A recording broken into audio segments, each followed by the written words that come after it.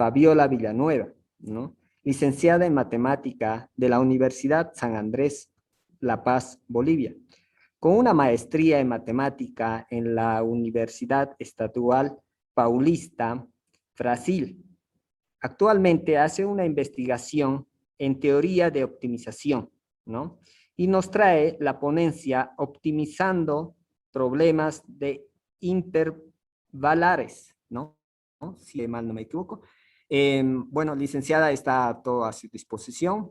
Por favor, iniciamos. Muy buenas tardes a cada uno de ustedes.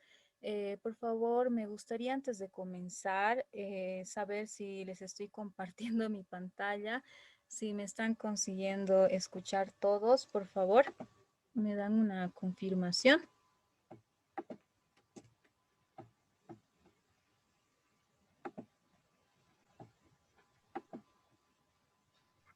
Sí, se ve la pantalla, Ya, licenciada.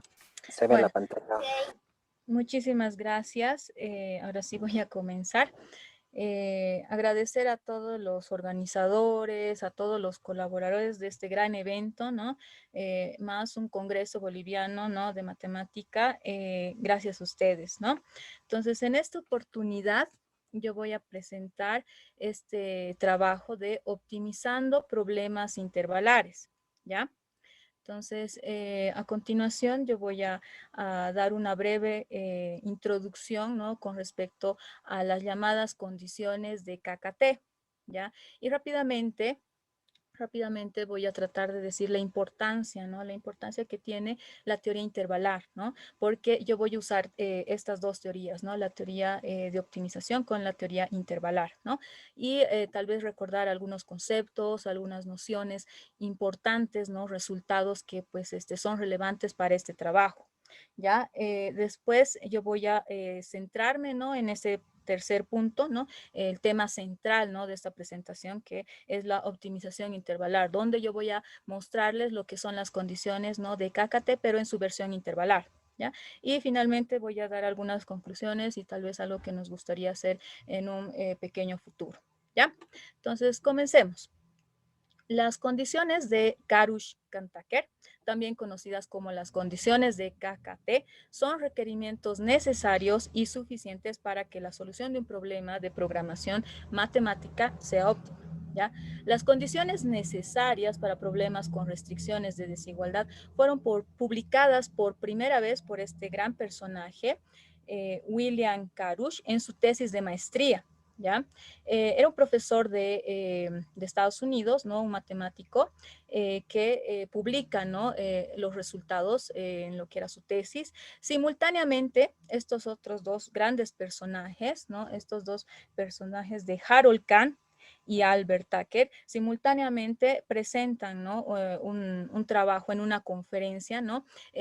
Con las mismas condiciones, ¿no? Que presentaba en su tesis William. ¿Ya? En algunos libros a veces solamente ponen, ¿no? Las condiciones de Kahn-Tucker, ¿no? Pero creo que también, ¿no? Debemos poner, ¿no? Karush-Tucker, ¿no? Porque en realidad lo hicieron estos tres grandes personajes, ¿no? Tal vez de forma separada, ¿no? Pero creo que corresponde, ¿no? Siempre mencionar y decir, ¿no? Las condiciones de Karush-Tucker o las condiciones de KKT.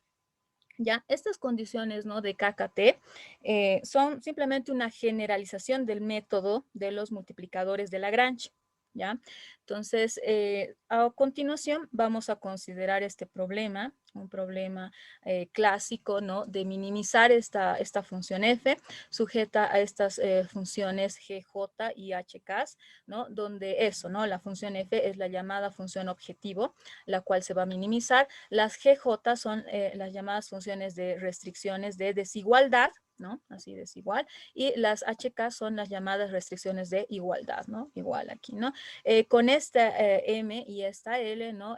Siendo los números de restricciones de desigualdad e igualdad respectivamente, ¿no? A continuación vamos a asumir que esta función objetivo a minimizar F, ¿ya? Y las funciones restricción GJ y HK son continuamente diferenciables en este punto X estrella. ¿Ya?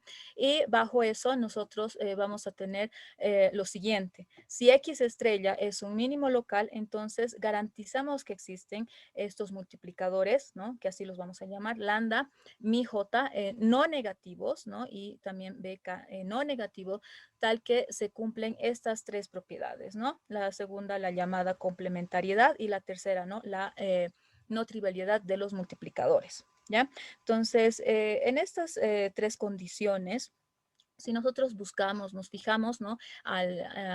Nos fijamos en el lambda, aquí, ¿no? Pues no tenemos mucha información del lambda, ¿no? El lambda podría ser igual a 0, ¿no? ¿Y qué pasa si el lambda es igual a 0, ¿no? Si el lambda es igual a 0, no tendríamos todo este término, ¿no? Desaparecería y simplemente nos quedaríamos con esta sumatoria, ¿no? De los gradientes de los mi j, gj, y esta sumatoria, ¿no? De los bj, gradiente de hk, ¿no? Y pues desaparecería, ¿no? Los gradientes de los f, que pues son importantes, ¿no? Porque nosotros queremos minimizar, ¿no? F, la función objetivo, ¿no? Entonces, nosotros no quisiéramos que este lambda sea igual a 0, ¿no? Porque si lambda es igual a 0, nosotros perdemos información sobre los gradientes de f, entonces también sobre el objetivo, ¿no? Que es el que queremos minimizar en el problema, ¿ya? Entonces, si lambda es igual a 0, nosotros llamamos el caso no degenerado, o también denominado caso anormal, ¿ya? Pero eso, ¿no? Nosotros quisiéramos que lambda sea diferente de 0, ¿ya? Y así pues surgen una serie de condiciones, ¿no? Que aseguran que el lambda sea diferente de 0, ¿no? Entonces, por ejemplo, surge, ¿no? Esta constraint qualification de la independencia lineal, esta constraint qualification de Mangasarian-Fromowitz, esta condición de calificación, ¿no? De rango constante, esta constraint qualification de la dependencia lineal, y también surge, ¿no? Esta condición de Slater, ¿ya? Todas estas condiciones de alguna forma, ¿no? Nos aseguran que este lambda, ¿no? Sea diferente de 0, y así pues no podamos perder información sobre los gradientes de f y sobre la función objetivo, ¿no? Entonces, cada una de estas constraint qualifications tienen una cierta relación, ¿no? Esta es una relación, ¿no? La constraint qualification de la independencia lineal me implica, ¿no? La constraint qualification de Mangasarian-Fromowitz, y la condición de Mangasarian-Fromowitz me implica, ¿no? La condición de la dependencia lineal. ¿Ya? De la misma forma se tiene esta otra relación, que la constraint qualification de la independencia lineal me implica la constraint qualification del rango constante, y la condición del rango constante me implica, ¿no? La constraint qualification de la dependencia lineal. Sin embargo, ¿no? No se está diciendo nada, ¿no? De que Mangasarian-Fromowitz, ¿no? Sea equivalente, ¿no? A la condición del rango constante, ¿ya? Entonces, estas son algunas constraint qualifications bien importantes, ¿no? Que nos aseguran, ¿no? Que lambda sea diferente de 0, ¿ya? A continuación, voy a hablar rápidamente, ¿no? Sobre la importancia de lo que es la teoría intervalar, ¿ya? Por ejemplo, las computadoras, ¿no? Las computadoras tienen una gran capacidad numérica, sin embargo, esta capacidad numérica, ¿no? Es limitada, ¿no? Si ustedes pueden ver, ¿no? El pi, ¿no? El número pi, que es 3.14, 15 y demás, ¿no? Y la raíz, ¿no? Cuadrada de 2, que es 1.41, 42 y demás, ¿no? Son dos números, ¿no? Que tienen infinitos dígitos en sus decimales, ¿no? Y pues las computadoras, ¿no? Trabajan con puntos flotantes redondeados. Sin embargo, las operaciones, ¿no? Algebraicas sobre los puntos flotantes acumulan muchos errores, ¿no? Que realmente pueden ser bien significantes, ¿no? Por ejemplo, ¿no? Aquí tenemos una imagen de lo que era la Guerra del Golfo, el 2 de agosto de 1990, ¿no? Al 28 de febrero de 1991, ¿ya? Aquí, después del lanzamiento de lo que era, ¿no? Un misil contra la milicia de los Estados Unidos, la milicia de los Estados Unidos, ¿no? Ataca, ¿ya? Ellos atacan, pero fallan, ¿no? Y esto debido a los errores, ¿no? Generados por aproximaciones en números que eran simplemente parte de un algoritmo implementado en los misiles, ¿no? Y este pequeño error, ¿no? Así entre aspas, ¿no? Pequeño error, fue el resultado de 28 muertos y 98 heridos, ¿no? Entonces no era realmente un error, ¿no? Pequeño, ¿ya?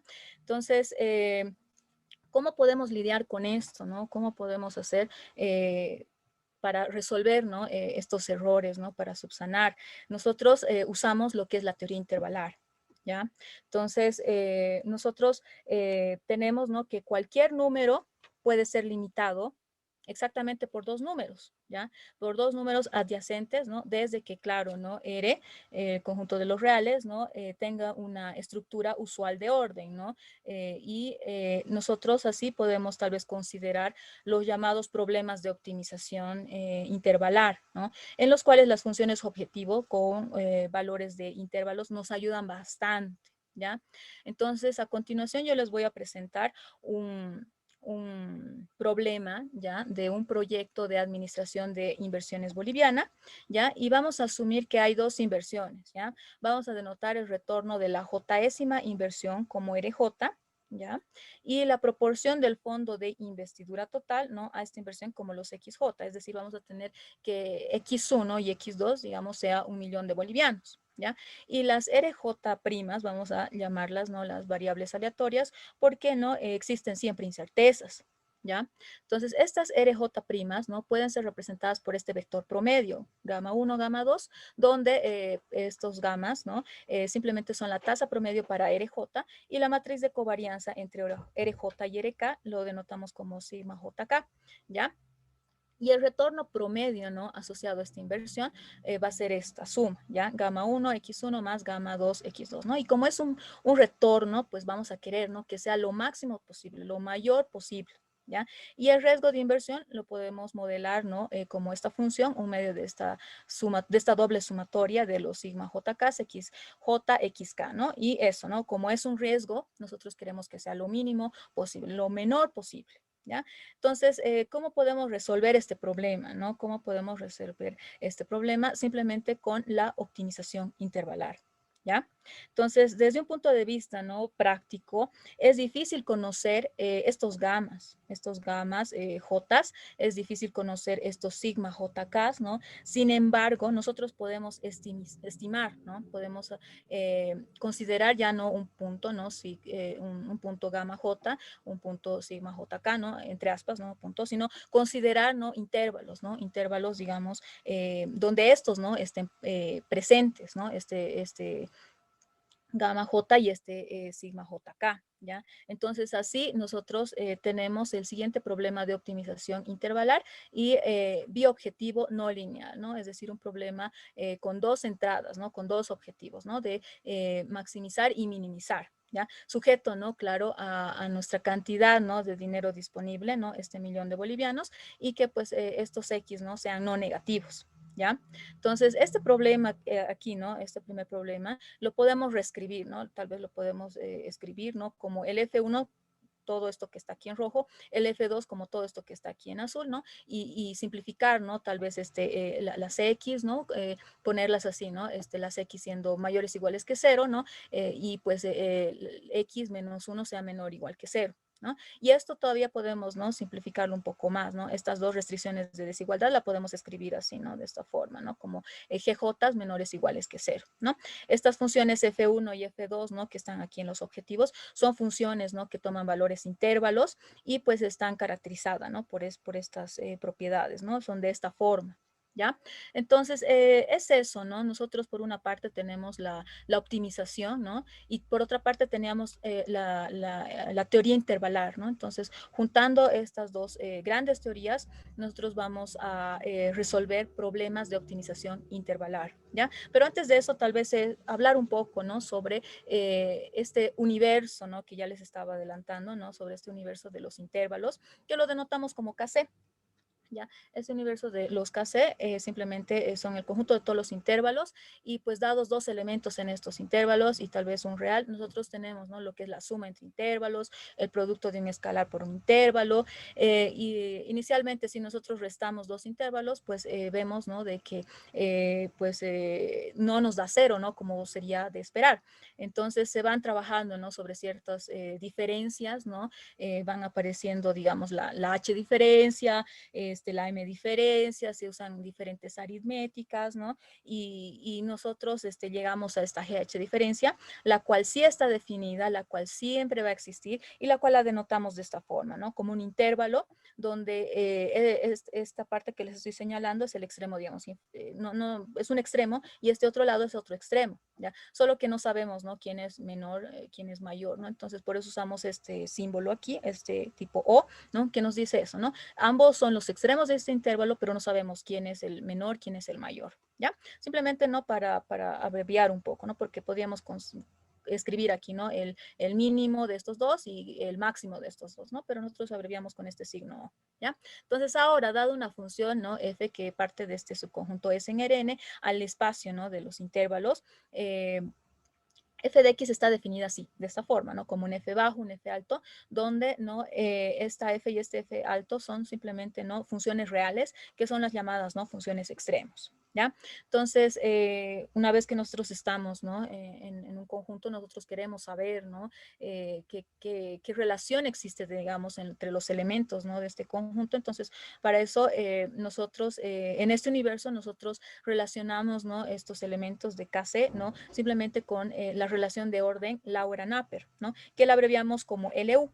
Y ella está definida, ¿no? De estas formas, ¿no? Por ejemplo, si A es A bajo alto y B es B bajo B alto, nosotros escribimos, ¿no? El intervalo A es menor o igual que el B intervalo, siempre y cuando nosotros tengamos, ¿no? Que el A bajo sea menor que el B bajo y el alto sea menor igual que el B alto, ¿no? Y escribimos simplemente una línea cuando nosotros tenemos, ¿no? A bajo es menor estricto que B bajo y alto es menor o igual que B alto, o A bajo es menor o igual que el B bajo y alto es menor estricto que el B alto, ¿no? Y cuando nosotros escribimos así, ¿no? Esta desigualdad estricta, simplemente estamos diciendo, ¿no? A bajo es menor estricto que B bajo y alto es menor estricto que el B alto, ¿no? Entonces, de esa forma nosotros relacionamos estos intervalos en este universo intervalar, ¿ya? Entonces, eso, ¿no?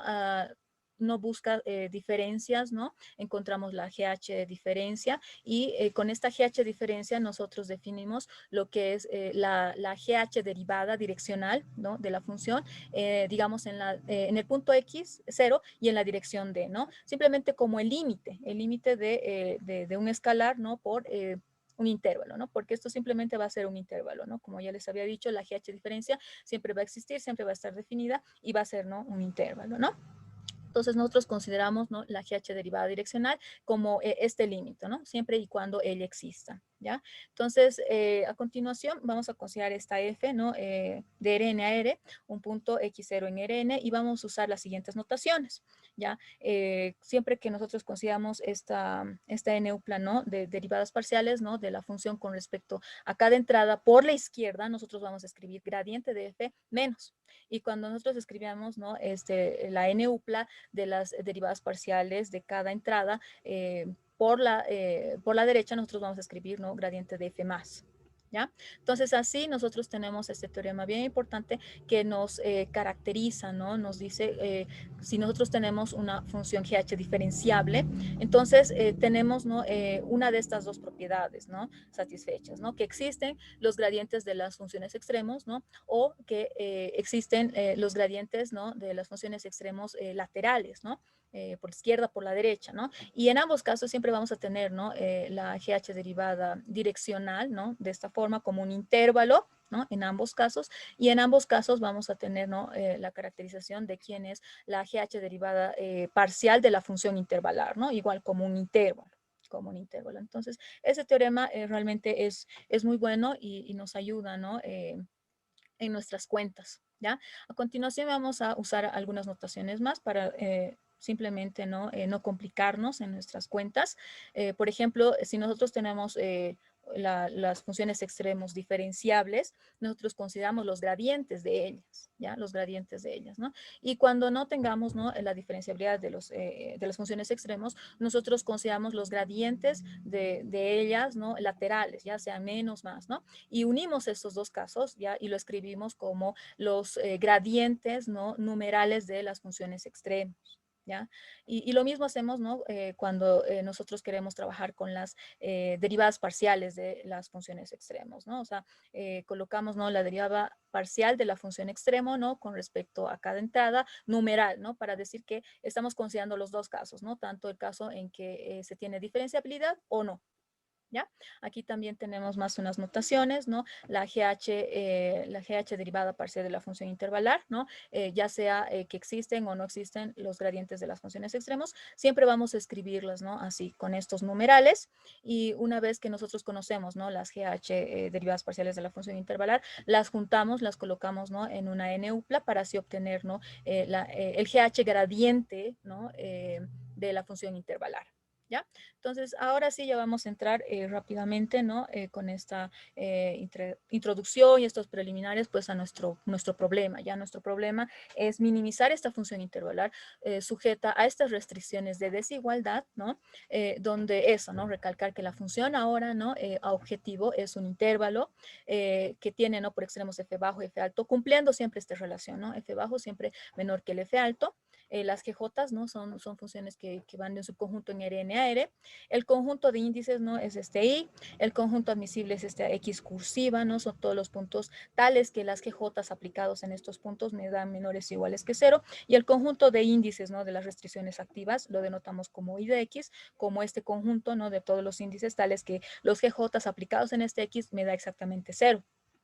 ¿Ya? Entonces, es eso, ¿no? Una vez que tenemos nuestro problema intervalar, nos gustaría, ¿no? Saber cómo van a ser las soluciones de este problema, ¿no? Entonces, las soluciones de este problema van a ser de estas formas, ¿ya? Si X estrella es un punto admisible, ¿no? Este X estrella va a ser llamado una solución LU, local fuerte del problema de optimización intervalar, si existe un épsilon mayor que 0, tal que no existe, ¿ya? X en esta intersección, ¿no? Con X diferentes de 0, con esta propiedad, ¿no? Aquí f de x menor igual u que f de x estrella. Y cuando nosotros cambiamos, ¿no? Este orden, ¿no? Por menor una lineal u, nosotros llamamos al punto, ¿no? Solución LU local. Y cuando nosotros no cambiamos esta, ¿no? Por una menor estricto LU, nosotros llamamos, ¿no? A la solución LU local débil. ¿Ya? Entonces, existen otras más soluciones, ¿no? Pero nosotros nos vamos a basar en estas tres. ¿Ya? Entonces aquí tenemos un primer resultado, ¿no? Que encontramos que nos dice lo siguiente: si X estrella es una solución LU local débil del problema, entonces tenemos que este sistema aquí SN, ¿ya? No tiene solución D en Rn, ¿ya? Y con esto nosotros probamos que este sistema Sn', ¿no? También no tiene solución D en Rn, ¿no? Fíjense bien, este Sn es un sistema, ¿no? En el cual está una desigualdad intervalar y otra no. Ahora el Sn', ¿no? Son todas, ¿no? Desigualdades clásicas, ¿ya?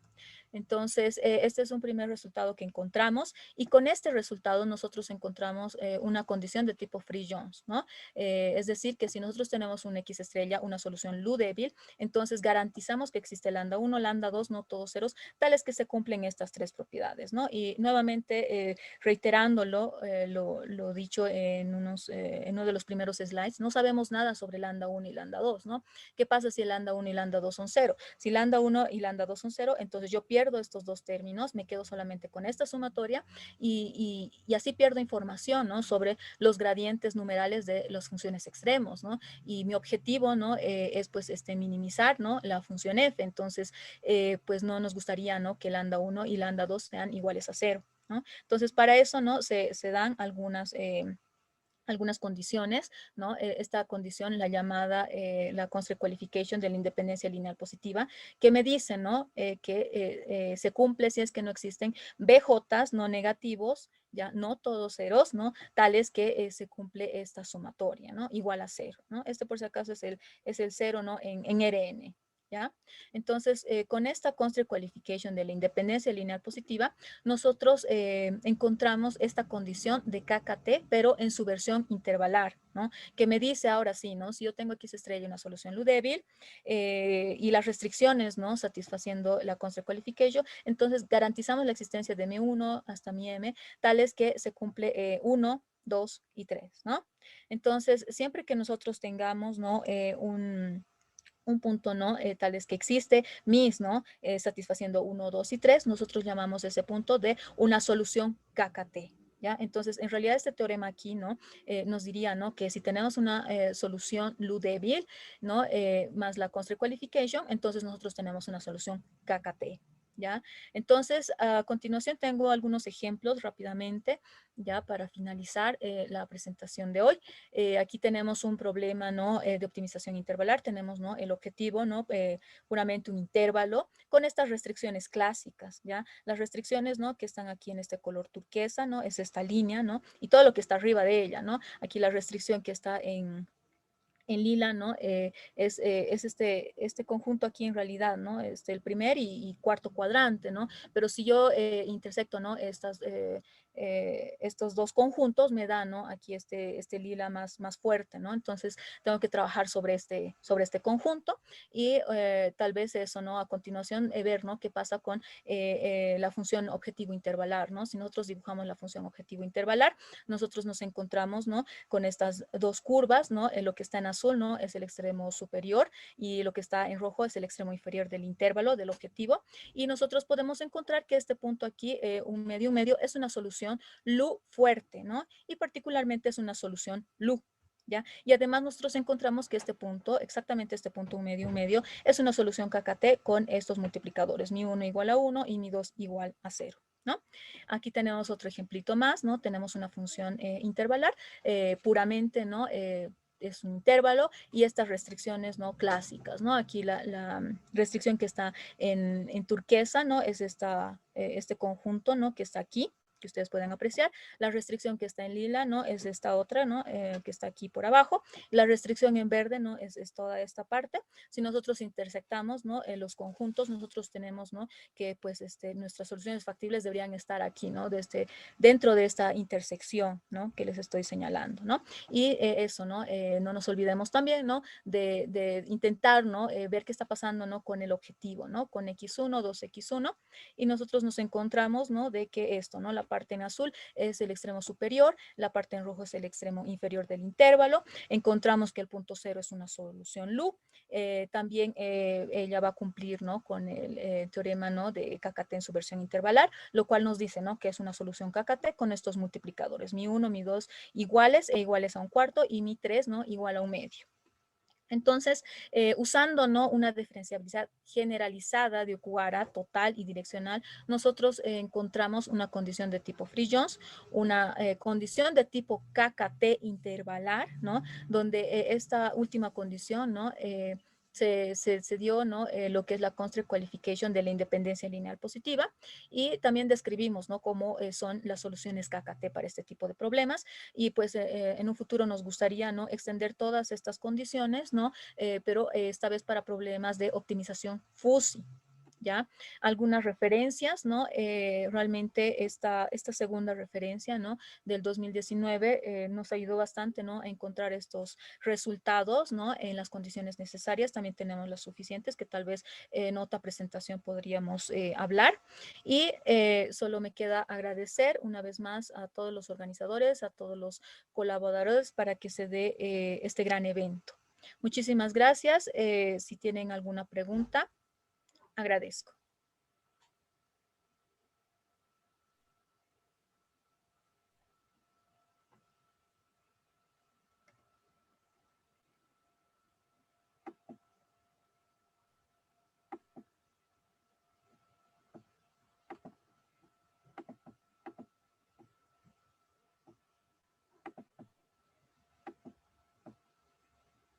Muy bien, licenciada. Gracias por la ponencia.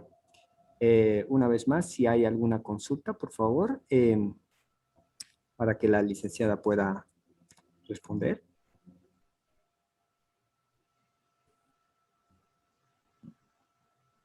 Bueno, parece que no. ¿Sí? No, bueno, No, agradecer a la doctora Fabiola Villanueva. ya.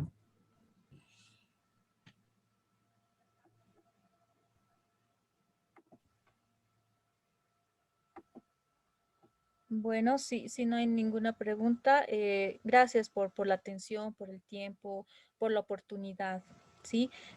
Muchísimas gracias. Voy a descompartir. Gracias.